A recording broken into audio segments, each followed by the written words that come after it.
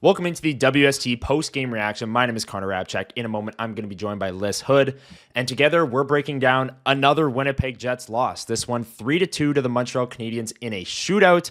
A very chaotic overtime, a fantastic hockey game for the first 60 minutes leading into overtime. We're going to break it all down here as the Jets lose to end their 5-game road trip, 1-3-1 on the trip, and they've now lost 6 of their last 7 games. So tough times for the Winnipeg Jets as of late. Let's bring her in, my co-host on WST Sunday Live, and joining me on the post-game reaction tonight. Lyss, how are you doing tonight, and what are your initial thoughts / takeaways from that game? I'm doing well, and I feel like we'll gloss right over that, how I'm doing into this game, because there's a lot to talk about, and I think that a lot of the themes of this evening, as people who make content, it's our job and responsibility to kind of manage the short-term storylines with the long-term storylines and find ways to tie the long-term storylines into the specifics of what we saw tonight. But this game was kind of perfectly on schedule in terms of where we're at big picture with this team.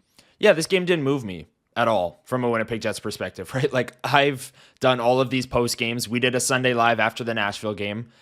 Every single game of this last stretch where they've lost 6 of their last 7, we've talked about the secondary scoring. We've talked about the defensive breakdowns. We've talked about the defensive turnovers. We've talked about the goaltending, which the goaltending was great tonight. And we'll get to Eric Comrie, I'm sure, a little bit later on when we get to those shorter term storylines.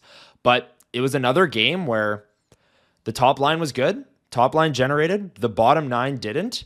And the Jets lost a close one. And I will give them credit in terms of, again, looking at the short term, they did do a lot better coming off of that Buffalo game in terms of just their effort and their ability to defend the rush. I was saying to Lyss before we started recording, like that Buffalo game, F3, the high forward for the Winnipeg Jets just wasn't a thing. They were, getting beat through the neutral zone with ease. Nashville had 3-on-2s from their own blue line. Or no, not sorry. Buffalo had 3-on-2s from their own blue line. And today, that wasn't the case. Montreal did have chances, and they ended up winning this game for sure. But a lot of them came off of in-zone turnovers, not really the rush chances at the volume that we saw the Jets give up against Buffalo. So they did improve in that aspect. But from a big picture standpoint, Lyss, not much from this game really changes how I feel about this Winnipeg Jets group. They still have a top line that's awesome, that can generate a lot of chances and fill the net. And outside of that, not much really going. Yeah, absolutely. And I think that I am glad we kind of address this and are putting this kind of at the forefront of the conversation, because we have a lot of stuff specific to this game that we do want to talk about. But I think it is important to remember how it contributes to the fabric of the bigger picture, exactly like you said, which is exactly that. This did not move a needle in a way that this team desperately needs the needle to be moved at this time. Right. However, there are some points about this game, good, bad, ugly, that we want to kind of talk about and dive into. Yeah, absolutely. And you can look at, when you're in a slump like this, and the Winnipeg Jets absolutely are, you can take baby steps. You can take, mini moral victories from games like this, even though they lost. I know the Winnipeg Jets in that room, they won't be taking this as a moral victory and be popping champagne that they got a loser point. But we can absolutely analyze things that went good and bad in this game for the Winnipeg Jets. So, Lyss, it's been a lot of negativity, let's say, as of late with the Jets going through the slump. Let's start with the good. What did you like from the Winnipeg Jets performance in the 3-2 shootout loss to the Canadiens? And then we can get into the stuff we didn't like as much. Yeah, I guess maybe the main thing I will circle as being a positive is that in hockey, there's a lot of chaos that kind of goes on. It's a game of high event opportunities and occurrences and everything like that. So any game you can circle, stuff that the team didn't do as well as maybe you would have liked, or the types of chances that they gave up in quantity or in quality or whatever you want. But at the end of the day, something that is a huge kind of barometer for me is, what did the team want to do and did they succeed in that specific area? Mm-hmm. And Scott O'Neill mentioned in his post-game comments, shout out to Mike McIntyre on the road, asking all the questions to the players and the coaches for this whole road trip. And the guys out of the free ball was doing a great job with that. His first thing that he mentioned, Scott O'Neill, was that they basically did not give up almost any odd man rushes over the course of this whole game. This has been something that has burnt the Winnipeg Jets a ton over the course of this year.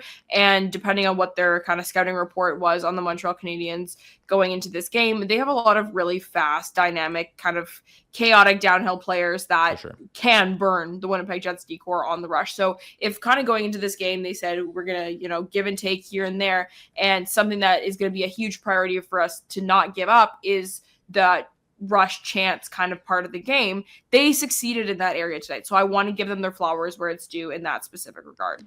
I'm totally with you on this. And I like that thought of analyzing hockey. It's like, okay, what is this team? We follow the Winnipeg Jets on a day-to-day basis, so we know what the coach is saying every single day, what it is they're trying to improve upon game by game. And for this game, it was limiting rush chances, and they did that. And the Montreal Canadiens are in this group of teams, like you said, Lyss, that has these young dynamic players. You've got, Lane Hudson and Noah Dobson moving the puck up the ice from the back end. You've got Demidov, Suzuki, Caulfield, who can all burn you off the rush.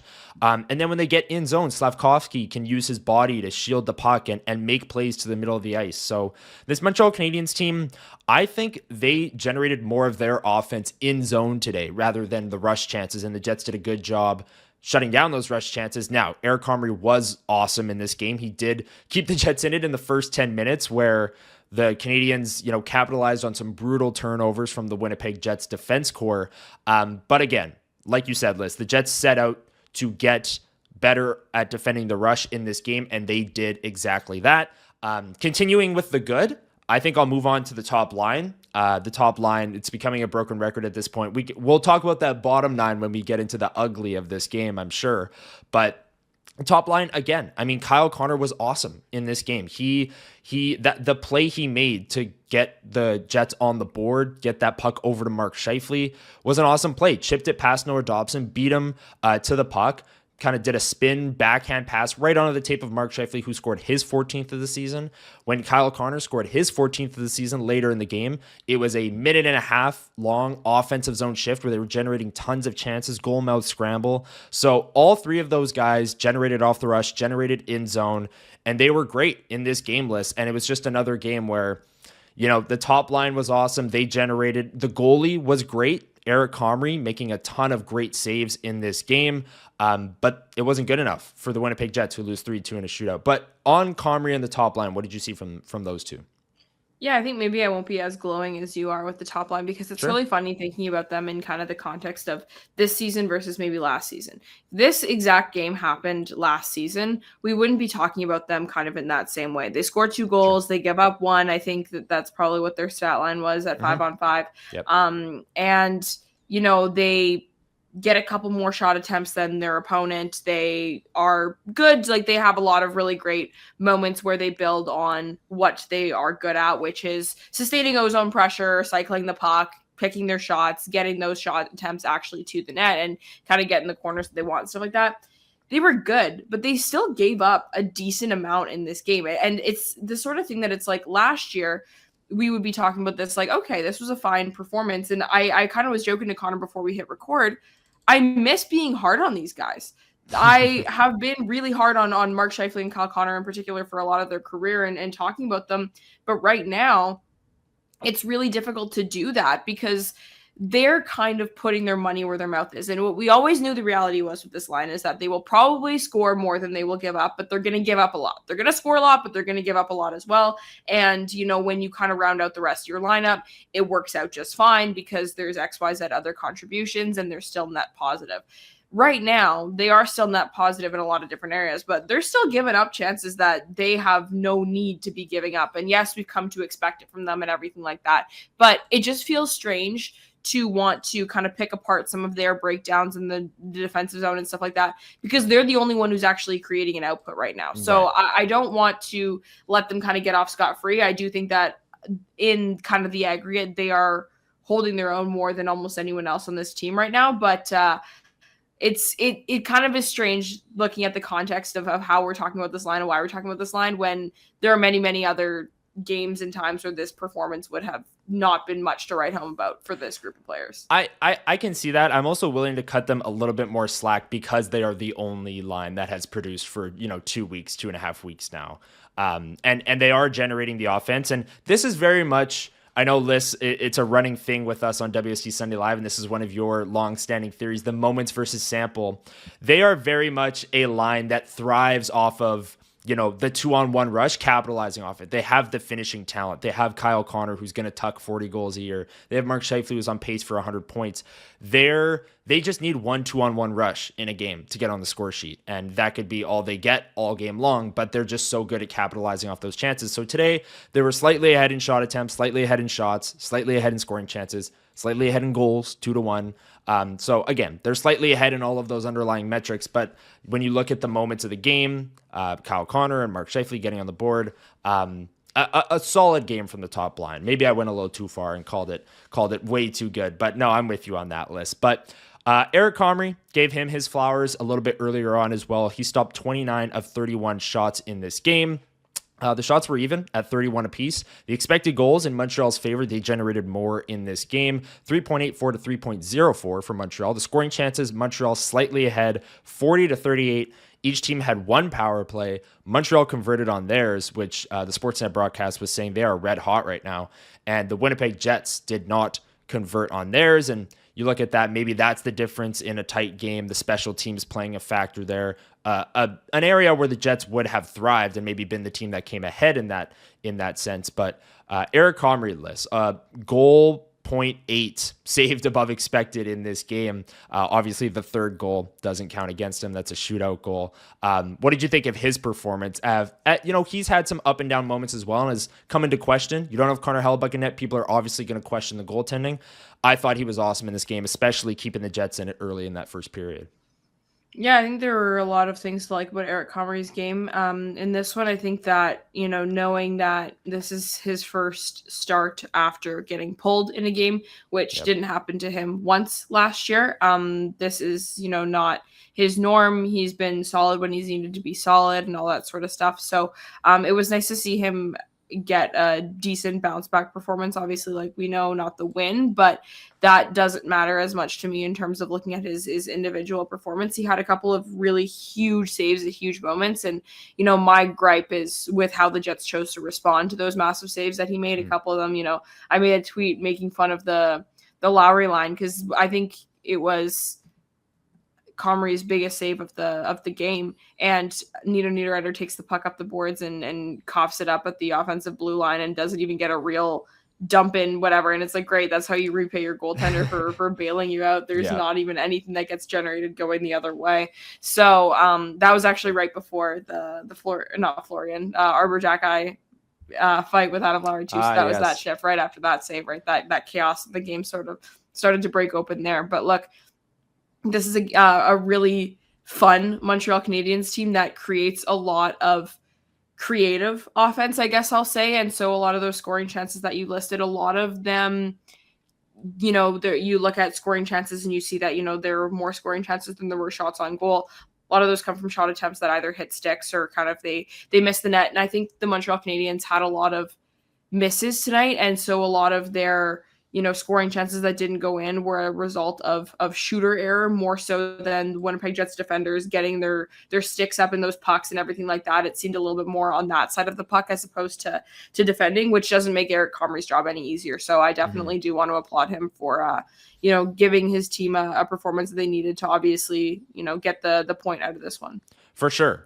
And playing in front of Eric Comrie was a newer look defense core. The Jets making 2 changes on their back end. Neal Pionk returned from injury. He missed a couple of games with a lower body injury. He came back, played with Dylan Samberg, and Elias Salomonsson came in on the third pair alongside Logan Stanley.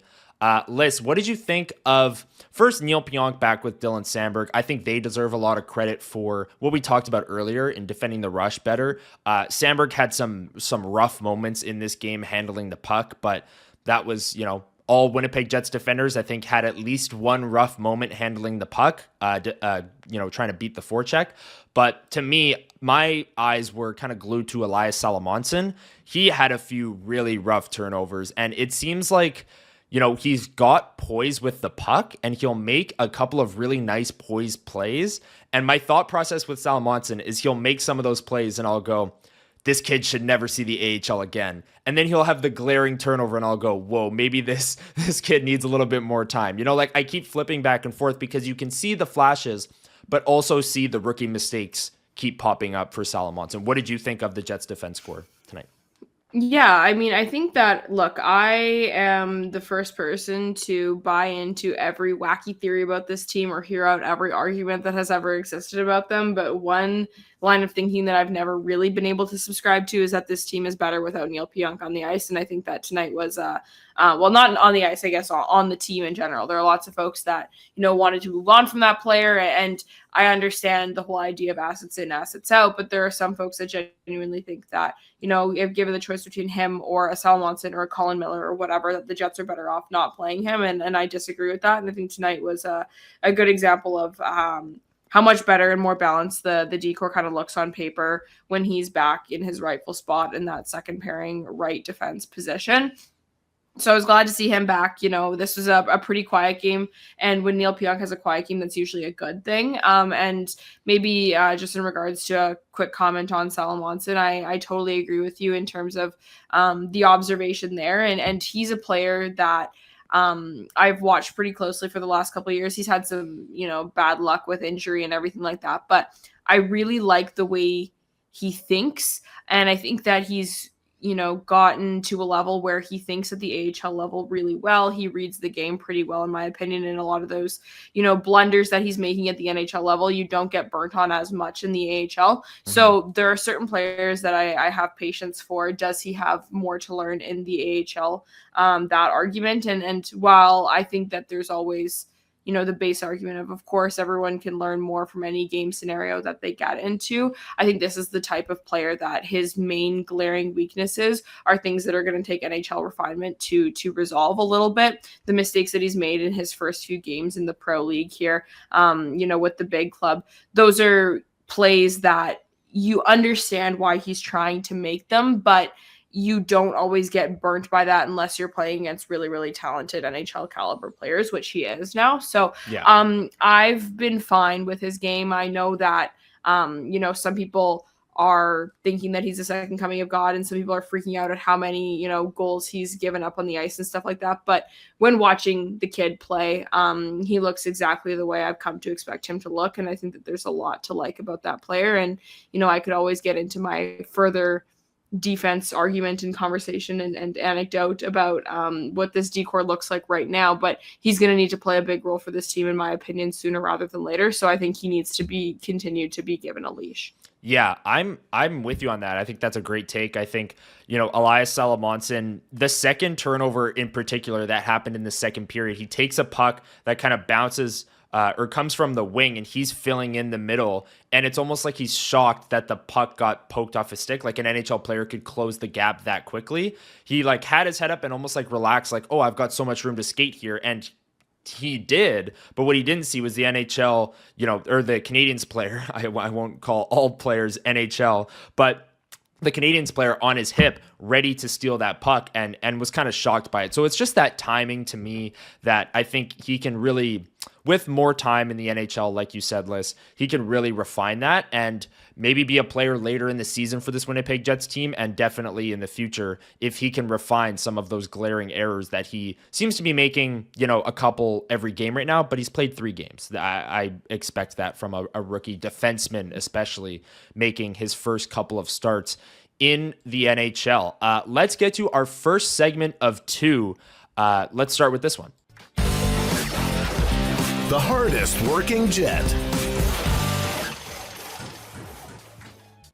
It's the hardest working Jet. We give out the hard hat here on the WST post-game reactions. Lyss, I'll throw this one to you first. Who do you have from tonight's 3-2 shootout loss for your hardest working Jet? Yeah, I think that, we've already beat this horse a little bit, but I'm going to give it to Eric Comrie. I don't usually give it to goalies, so I'll allow myself to give it to one tonight. I think that it's really important for this team that Eric Comrie starts to develop the confidence and the results that he needs in order to keep them in the playoff hunt in Connor Hellebuyck's absence, right? So I think that he is the main reason I think that they got the 1 point tonight. But I think that the confidence that hopefully can get built from a game like this can help them get more points in the future as he continues to have to hold down the fort as their starter. Absolutely. I think that's a great pick. He was one of two players that I was going to take. I'm going to take Kyle Connor. He had the effort play, if you will, on the first goal where he beat Noah Dobson to the puck, spun around, put it on Scheifele's tape. And he, we talk a lot about the Jets having better F3 support in this game where the forwards were back defending the rush. I think Kyle Connor was one of the better forwards in this game. The Connor, Scheifele, Velarde line did give up chances. I thought they were more in zone than off the rush. And I think Kyle Connor had a big reason to do with that, being, tracking back. We've seen this from him the last 2 seasons. I think he did a good job of that tonight and directly led to a goal for himself and a goal for Mark Scheifele. So I'm going to take Kyle Connor. Great effort from him tonight. For my hardest working Jet, I guess you could have gone with Adam Lowry as well. Laid the big hit through a fight with Hrabchak. But yes, there was definitely some options there. Lyss, let's get to the next segment here. This one is the standout stat of the game. So we like our eye test award, the hardest working Jet, who stood out to us. Then we like to dive into the numbers here on the WST Postgame Reaction. What stat stood out to you from tonight's game? Yeah, I had a couple things that I was looking at, and I'm going to do a quick one first, and then I'm going to go on a very brief tangent.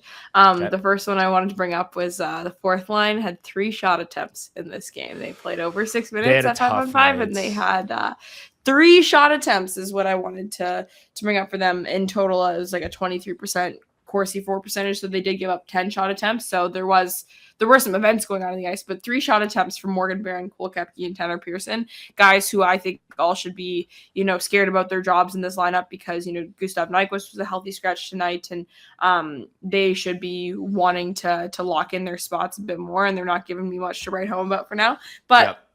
I want to go on a really quick tangent for you for a second. I kind of alluded to this when I was talking about Elias Salomonson, but the big conversations around this team have been about the secondary scoring. And, if you know me, I like to not be like other girls and sometimes dive into the things that I think are huge storylines that maybe aren't getting as much of the attention. And don't get me wrong, secondary scoring is huge, but I think part of what makes the secondary scoring question so scary is the fact that all of the offense right now is contingent on one variable. And yes, that variable is a little bit more consistent than others, but I also think that they are at risk right now just in terms of what the results look like when they're with and without certain defense players and pairings on this team. And look, this year, when the top line has been playing with Morrissey and DeMello, I'm going to throw off a couple numbers to you right now. They played 146 minutes together, okay?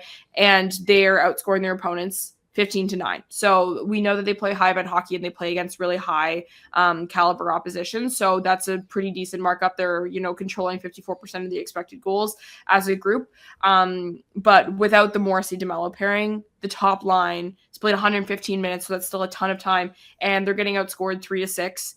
They're controlling 45% of the expected goals, right? That's not a lot of events that are going on. They're not even, only giving up 6 goals. They've given up less goals away from Morrissey DeMello than they have with them, but there's nothing going on when they're not out there. There's very, very little happening. And I think that it's important to acknowledge that Dylan DeMello is a player that we've had question marks about how high his impact is this year. And he's a guy who I think is so unbelievably important to this team. And as he kind of enters what I would consider to be more of like a declining part of his career, just in terms of his age and how high his usage is and how big his role has been. Josh Morrissey this year, without Dylan DeMello, is only controlling 43% of his expected goals battle. Like he is playing some of the best hockey of his career, and a lot of it is with Dylan DeMello, but when he's away from him, he doesn't look nearly as good. And so the dominoes sort of start to fall, in my opinion. If Dylan DeMello is not at his best, Josh Morrissey's not at his best. And we know damn well that if Josh Morrissey's not at his best, the top line's not at their best. And so the fact that all of the offense runs through that top line, and I'm that afraid of what they look like away from other players in the ice, and we know that Connor Hellebuyck is such a big part of this team, I think that looking at that top line, I'm a little bit worried about the longevity of them being able to continue to punch up in the way that they have been lately. I like that. I like the way you outline that because look, all of the struggles right now, you don't lose 6 of 7 without having multiple concerns and having them all be connected. And sometimes it's the goaltending and sometimes it's this and that. And you're making great points that this top line isn't, you can't just say they're perfect. Not infallible. Yeah. Yes, exactly. No, I was looking for a word there. Thanks for jumping in. Appreciate it.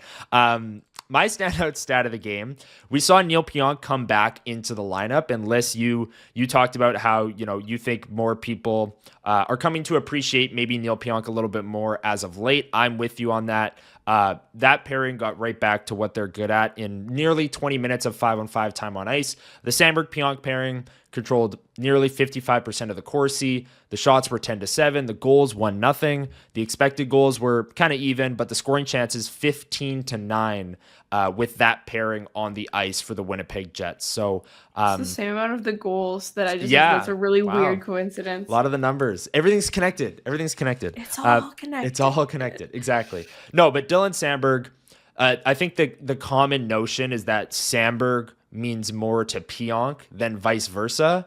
And that might be true, but Neal Pionk still absolutely means a lot to Dylan Samberg and just the overall success of that pairing. Both of those guys are better together than apart from one another. And this game, they got right back to it. They played big minutes. They played well in those minutes, and they deserve a lot of credit for being better on the rush that we mentioned the Jets were aiming to do, and that's one thing that they did do in this game. So that's my standout stat from this one. Neal Pionk back. Great to see him back, and great to see the Jets' second pair get right back to posting strong analytics like they usually do. Lyss, the Jets will now return home for a one-game homestand and then head back on the road. So this is really just an extension of the road trip. It's not really a one-game homestand. That doesn't exist.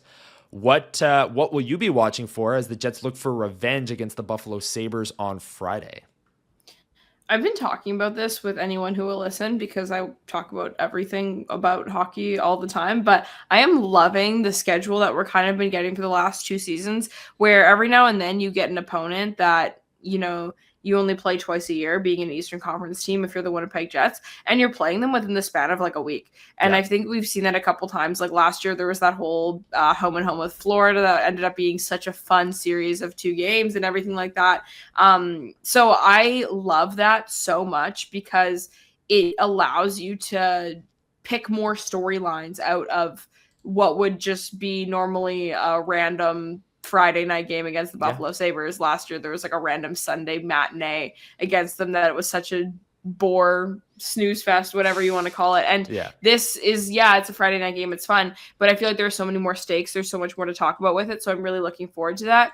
There's a lot that they need to grow on from the game against Buffalo in the scheme of their season, but you also get to kind of look at that opportunity to vindicate yourself a little bit, right? When you get to play against them just 4 short days later after one of your most embarrassing performances of the last 18 months. So I think that there's a lot kind of on the line in like I don't even know how to phrase this, but like in an all reward, no risk sort of way. If they lose, it's another flash in the pan. It's like the loss against, a team doesn't really matter because your series is over with them anyway. Team sucks. Everything is over. Doesn't matter.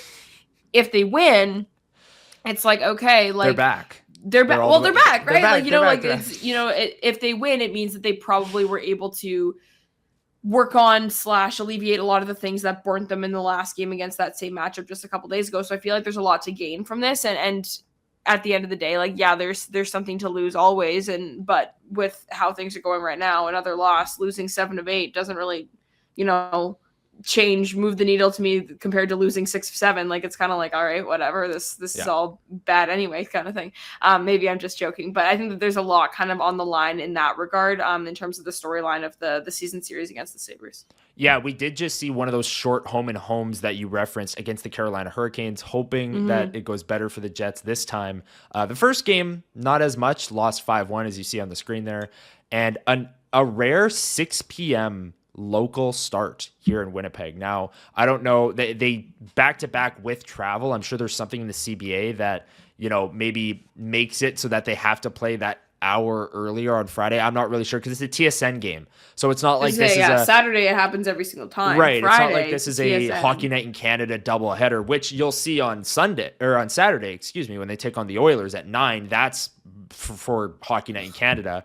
But look, Friday at 6 TSN game, I there must be something in the CBA that prevents them from playing 2 games with travel within a certain time frame or something like that. So 6 o'clock, TSN 3, the Jets take on the Sabres at home, looking to snap kind of this losing streak here where, yes, they've lost 7 of their last 8. They got off the schneid, if you will, beating the Nashville Predators, who were second night of a back-to-back with travel as well.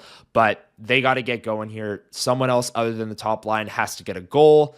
And they'll need a much better performance, especially off the rush. They're going up against the same team list. We talked about how they came into tonight's game looking to do that. Well, the Buffalo Sabres just did it to them 4 days ago. We'll see what they can do on Friday, when it will be 4 days ago, when they take on the Buffalo Sabres once again. That's going to do it from us on the WST Postgame Reaction. Really appreciate you listening. If you enjoyed the video, make sure you hit the like button down below. Hit that notification bell so you don't miss all the postgame reactions coming forward. Lyss and I will have you covered once again Friday night, Jets against the Sabres. Jets looking to get back in the win column. We'll see if they can do that Friday night, 6 o'clock, TSN 3, Jets taking on the Sabres from Canada Life Center. From Lyss Houde, I'm Connor Hrabchak.